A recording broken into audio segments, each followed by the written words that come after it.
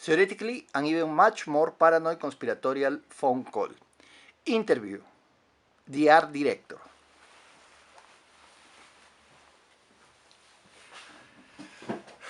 Hi, my name is Jorge Villacorta. I work as an art director in the movie Theoretically, and even much more paranoid conspiratorial phone call.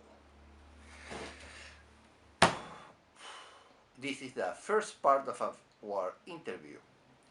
Well, I will try to explain briefly what my responsibility in this extraordinary film production is. And when I say extraordinary, you shouldn't imagine what you are probably imagining. Depending on your social extraction, and by social extraction I mean the habitus, this technical term used in the sociological field, that means that we all have socialized subjectivities, that we have a particular way of doing things due to the environment where we have been raised. And it's also known a social structure that helps to structure the society and the behavior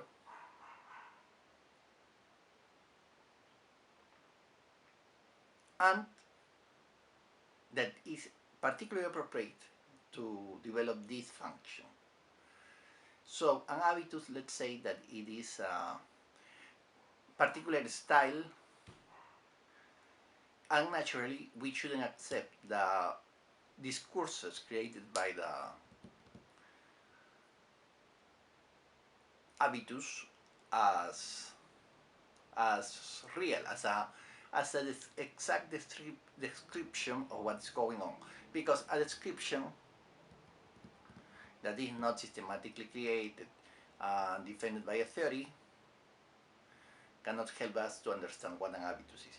But that's why I said this is a wonderfully extraordinary movie,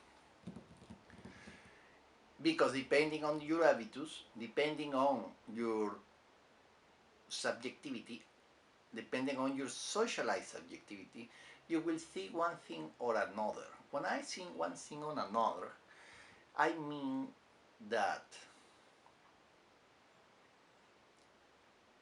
the schemes you use to perceive and to judge may vary between different social positions. You may perceive more or less the same that other social position, but your values will judge your perception in a different way. So, if I say wonderful art design, you may think this art design is very simple, it's not that elaborate, it doesn't resemble anything that I have seen, etc, etc. But if you see, if you notice, if you say something like it doesn't resemble anything I have seen, it means that your classification, that you perceive but do not classify what you are perceiving. As an art director, you may be wondering, I have to wonder about these things because I need to create a particular effect on the public, on the audiences, and I want a specific response. Therefore, I need to understand how this works. At least I should know a bit of the theory behind the phenomenon. That's why I'm explaining to you why I say that this is an extraordinary movie, because there were a particular individual that has been trained in a particular habitus, has this perception of the states. I cannot classify that. It means that his perception schemes are limited. This product is outside that. It might mean that that person doesn't want to. No, it doesn't mean that he doesn't want. It means that in his particular environment, that's not done.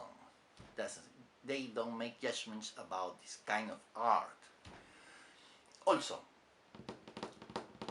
if you don't see that too much elaboration behind this art design, it may be because also in your particular environment, what you understand as art design is not other thing that what you can relate with your daily life.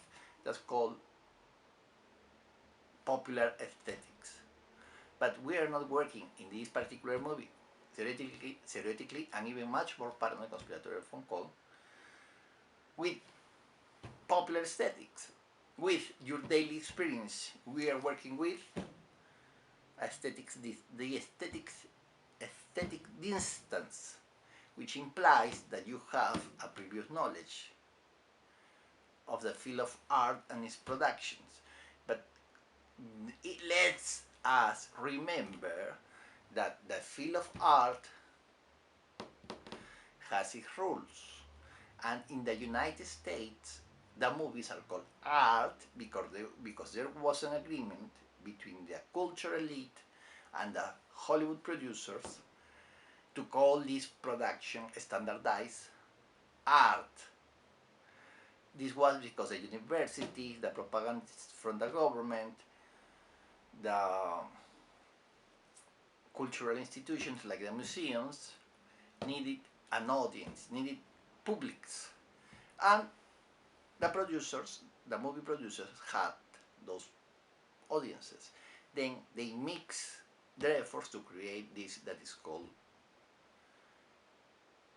art, but in fact is movies as entertainment because it is an extension of the daily perception of most people.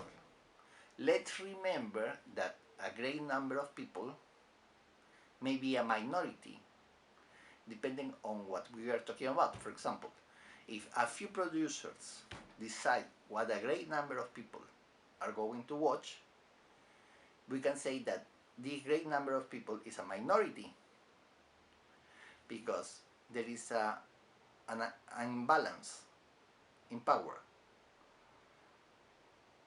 A little group of people decides what the other great group of people are going to do. So, a minority is not composed by numbers of people, but it should be considered inside a relation.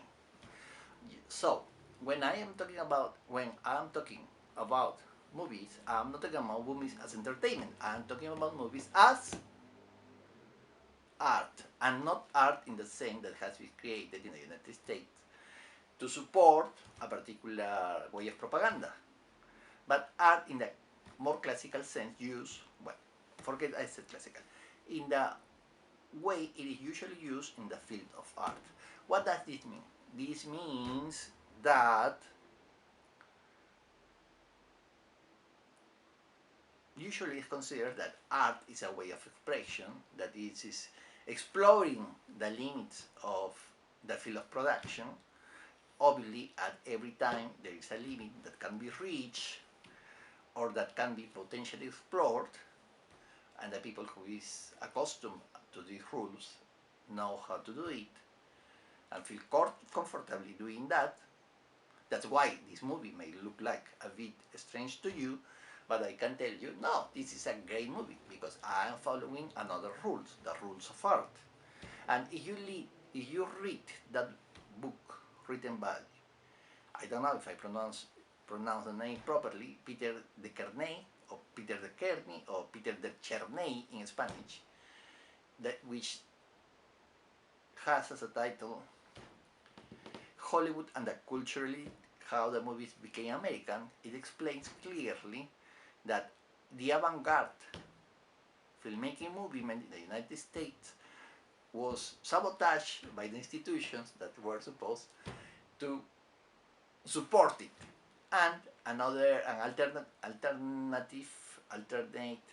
way of financing this movie was created. And in fact, there was a financier hidden